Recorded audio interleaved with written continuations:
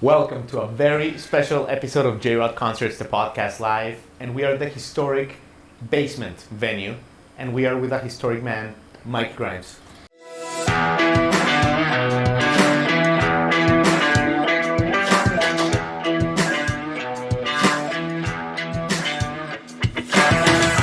I've been here 9 months in Nashville, Mike. And to say that the reputation that you have in this town is beautiful and just inspiring to people would be an understatement. As an entrepreneur, as an activist for all sorts of things like animals, and spreading the love of music to artists and to fans. It's an honor to have you here, Mike. Oh, thank you. I mean, that means a lot. It all stems from a place of me finding my mission statement when I was 11 years old and saying that I was always going to do a job that was music related and with very, very few exceptions in my life, i.e. about 10 months of my life, that's what I've done. Yeah.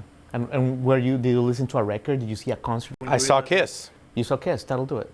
August 27th, 1975. Nice. Less than 2,000 people. Uh-huh. Ticket was $5. Yeah. Ticket was 010. I think it was the ticket number 11. Ticket number 11. And I think they probably held out 10 tickets to give away free. I probably had the first ticket to this Kiss show. And I was standing literally 2 feet from Kiss. And I was like, this is all I'm ever going to do. Yeah, absolutely. Kiss is the reason. Oh my God. So look, I could spend with you 17 hours talking about music, but I think let's start with a really inspiring human element, Mike. And last year obviously was 2020. But for you, Mike, it's very unique challenges. And, they say that in movies or Hollywood or books, the comeback is always better than the setback. And I think that no one embodies that better than you. You went through quite a bit last year. Yeah, well, whenever the business that you started 5 years previous gets decimated by a tornado at the exact time that your business plan says you're going to start making money, it's a real blow. But it was the kind of thing that we luckily had built up some good karma, I suppose. And our landlord basically agreed immediately to rebuild, because he probably could have found a loophole to sell the building or whatever, but he saw how hard we worked. And he immediately said, we're going to rebuild. And that was one of the catalysts for us to go, okay, if he's going to rebuild it, we will make this thing happen again. And here we are now, 17 months later. Yeah. And it was rebuilt even better than before. And we've come out, we came out swinging. Absolutely. And in March, I think it was in March when you reopened, I was there that afternoon, that Saturday afternoon. It was beautiful, like the sunset came in through the windows and it was like a blessed moment there. Yes. And, Lily Hyatt played and Tim Easton, some friends of our show. But just tell us a little bit about your feelings that day, because that's very meaningful, Mike. Extremely moving.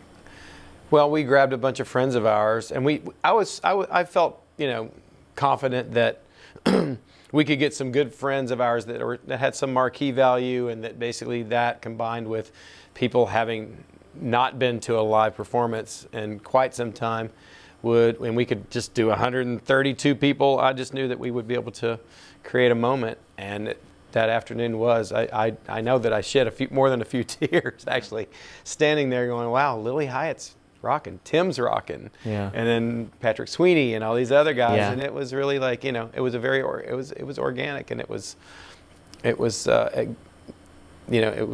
as exactly as I wanted it to be, Absolutely, Mike. And I wanted to ask you also about, in the depths of the most challenging parts of last year, like what kept you going? Like what's the must that keeps Mike going? What's your inside value system that keeps you going there? Well, the thing that actually, it's really when you have built a core team who cannot wait to come back to work. Yeah. The support that you have from your family, the support that you have, it's basically an overall, we've built this thing where it can't not happen again. Yeah. If we're talking about the Basement East, it's Sure. like, no. all the forces that they basically conspired for it to come back bigger than it ever was. Yeah, yeah, absolutely, absolutely, Mike. And okay, let me ask you about some like epic shows, like transitioning to music a little bit, because Okay. I've been here 9 months, and the energy that I felt at Basement East, like on a almost weekly basis, and in other venues around the world, and I've seen some good shows, you get them maybe like twice a year, and in Basement East you get it like twice a week. It's like it's an impressive thing. I'm not gonna ask you what your favorite shows have been, because that would be impossible, but tell me about when you know like that energy, that it's like that a show is reaching like another level and it's gonna be talked about for years. What do you feel? Honestly, it happens so regularly that I kind of feel like we're always floating on a cloud. Yeah, I mean, I feel that way all the time. yeah, And maybe everybody else feels that way about their venue as well. You know, I mean, our venue, like I say, it was built back from being completely destroyed into this thing that's even better than it was before. And I think that the bands that are coming through and the shows that we're putting on basically create a vibe where those people know what happened. sure. We are so grateful for our ability to come back yeah, that every show just feels like, wow. I will stand in the middle of the room on a Tuesday afternoon. Like I'll probably go over there again in an hour, and I can stand there and go, this is amazing that we were able to rebuild what we had before. yeah, absolutely. And so I don't know exactly where it comes from, but I can only surmise that it comes from a place where we just had to make it keep going. We had to keep Yeah. going, and it just feels great. All these bands want to come back and do, like we had Hailstorm the other night, Right. doing an underplay. You know, we have other shows with people playing, like this band All Time Low, who are Right. like a hardcore emo band who basically want to do a little warm-up gig before their big sold-out show, and it's Right. like we just feel grateful. I mean, Yeah. it's just a feeling of gratitude every day. Definitely. Same with Lucas Nelson a couple weeks ago. He Yeah. did, he's getting ready That to- one blew me away because that came out of nowhere. Yeah, Like less than 3 weeks out. right. Our talent buyer was like, "Oh well, we got Lucas coming Yeah, in on a like, Wednesday. and we'd already had shows, 1 or 2 shows with him. He had a great time. Yeah. I mean, and it really a lot of it comes down to the commitment to making sure that every band that comes through feels like they're in their living room. They're Yeah. like they're in a place where they're safe. And we didn't calculate any of this when we built it out. Definitely. Like there was I never even put together a floor plan. Like whenever we took over the lease and decided to build it out, we walked in and I was like, I think the stage needs to be here. I think the bar needs to be here. And I think this is and the green room will be here. Right. But it was really like there was not a lot of meticulous planning. I love it. Yeah. I love it, Mike. Mike, and after a Traveling Wilburys tribute show, like recently, we talked after, and you said something really beautiful that stuck with me, and it's, you're not in this for the money, basically, and it shows, but you went deeper. It almost, you said it's your soul's mission, what you're doing, and the money and all that comes along with it, but that's not your motivation. Can you just share with my audience that was really impactful? Well, that is never my mission statement. When I moved to Nashville, actually, was for Nashville to be on the map and people to recognize Nashville in a way other than just country music. Because people think of Nashville, they think of country music. And when I moved here, 30 years ago, to be in a band, but to also work in the music industry and to continue, I was like, I want people to think of Nashville in a way other than just country music. Right. And so all the things, and that's another reason I never got married till later in life. I was like, I'm not worried about what's going to happen monetarily. That'll happen down the road. Yeah. It was just get up every day and do something music related and connect. I mean, and I love being that person who somehow connects people. If I've introduced 2 people who start a band or whatever, if what I'm involved with the Basement or the Basement East or the record store connects people, that's exactly where my job satisfaction really Sure. lies, and my soul. It's like, you know what? Yeah. None of us are getting rich. Even now, it's like, you know, you see this venue that looks like you guys are raking it in. Well, we're clawing our way back out of COVID and everything, and it's looking really good. But you know, we probably will never get rich. But if I get up every day and like do something that matters to somebody else, then, you know, That's what you're doing, Mike. That's payment in itself. You Listen, know? as someone who got into this business also because all I give a shit about is music, Right. you're doing your Lord's work. So thank you. Thank you. I mean, that means a lot. Yeah, Mike, absolutely. Okay, so there's a show that happened here in this stage. You've talked about this ad nauseum, but many in my audience maybe don't know. Metallica played here like 8 years ago. Yep. Secret show. The show was released in vinyl for Record Yes. Store Day. It's now a legendary show. Yeah, 13 years ago. 13 years? Oh, my God, That's okay. Time flies. Oh It my does. God. But I mean, there's so many angles with that story. That could be a 1 hour episode in itself. But let me ask you about the day of the show, or maybe the day. I think it was the day of the show, when someone from Metallica taps your shoulder from their staff, and they say, "Mike, why are there cops standing outside?" What happened was basically Metallica had loaded in. They had sound checked. We had gotten the invitees in the room. Everything was kind of pretty much ready to go, and I hear above us some footsteps. Yeah. And it's about 8 cops, and they walked through the front door of Grimey's, and they walked to the exit of at the exit of Grimey's, walked down the steps, and stood in a semicircle in front of the entrance to the basement. And one of Q Prime's management people said, "What are the cops doing here?" And I said, "We never have the cops here. I have no idea, but I guess somebody needs to go talk to them." And I said, "I'll be right back." And so I approached this semicircle of Were you like, "Oh policemen. shit," for like half a second? Well, I was just like, I want to know what they wanted. I mean, we weren't doing anything wrong. Right.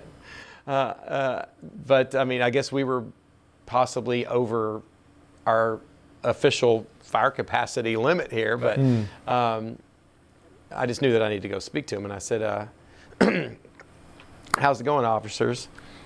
And they said, "Hello." I said, "What can I do for you?" They said, "We understand that there is a show that's about to happen." I said, "Yes, there is." They said, "Is it Metallica?" And I said, "Yes, it is." And they said, "Can we please watch?" So basically at that point, what happened at that point was there were about 60 people who had caught wind about this show, and they were being held like they were standing in a line and kind of congregating outside in the alley. And Q Prime management said, "You know what, man, it's about 60 people, and we really want them to be able to listen to the show even if they can't see it." So basically, they wanted me to find a way to put them out in the smoking area and open that back door. And so I just put the cops to work. I was like, "You go here, you go here, and you go here." And as they just completely said, "Whatever you need," I was like, "This was the soundtrack to your training, I bet." And they were like, "Yes, it was." Perfect. And it's really crazy because we've had a few times where our alarms went off or something, and the cops showed up, and I've had a few times where I've had interactions with some of the cops, and they're like, "We were here at that show, man. We're so grateful." So we were on the cops' radar in a really good way for a number. And that's 13 years ago, and I think they still love us. I can't believe it's been 13 years. Wow. Mike, you're being so generous with your time. Talk some more, whatever you need. Let me ask you about something I talked with Andrew Leahy the other day, actually, of Andrew Leahy and the Homestead, a good friend of yours who also raves about you as a human, like they all do. And we were talking about how in Nashville, Mike, unlike anywhere I've ever seen, artists, I guess there's competition, but a friendly competition amongst each other. There's a, I want you to make it. There's a, let's all make it kind of spirit. There is. Why do you think that is? It's such a unique, beautiful thing. I don't know. It's kind of making me a little teary too, because that same sentiment extends to my friendly competitive venues. I mean, we're like, dude, we're all in this together. And I've been told by many people that you know, the relationship between bands, the relationship between venues, the relationship between the songwriters, all those things are a lot less cutthroat in Nashville than they are in other major like music cities, you know. And I don't know exactly why that is, but I mean, my thing was always like, man, if you help somebody get some, if you help somebody else, that it's going to come back to you. I mean, like, you can't think about yourself first. No. You know, it's like if a band needs a gig and I can't put them in here, I'm going to like go, hey, you need to go play Mercy, or you need to go play Five Spot, or whatever. I'll see if I can help get you the gig. If it's, you know, it's just, we all help each other. And now, you know, all these years later, it just feels like it's still pretty organic. And it feels great. Thanks, Mike. Yeah, I mean, I think, you know, we've said it all for today, Mike, but just wanted to leave you with, you know, music aside, I think the fact that, again, the comeback is better than the setback, and the way that you affront the challenges, the way that you put a mission statement that goes beyond yourself, the way that you found a focus early in life and you relentlessly pursued it, regardless of all the no's and all the setbacks that you've had throughout your career, and you're here and you're lighting people's souls, probably around the world, and you don't even know it, Mike. It's a true honor to have you here as a fellow human being. So thank you, Mike. Well, thank you. I consider myself to just be a cog in the wheel of all the things that I do. Like, you know, it's like, it's all about the people that you that you bring on board, and you make them feel like they're a part of the family. And that's what we have. There's a Basement family, there's a Basement East family, there's a Grimeys family. And they're all great people, you know, absolutely. And I would just tell people that come to Nashville to, you know, yeah, sure, go to the traditional, you know, tourist attractions, but Basement right here, Basement East, go buy a record at Grimeys independent record store in East Nashville. Beautiful, beautiful store with great staff. It has all sorts of goodies. This stops should be on everybody's itinerary, and they will set your soul on fire. Thank you for that kind words. Absolutely, Mike. It's like, this has been fun. Thanks, man. Thanks for all the tunes. Appreciate you. Thank you. All right.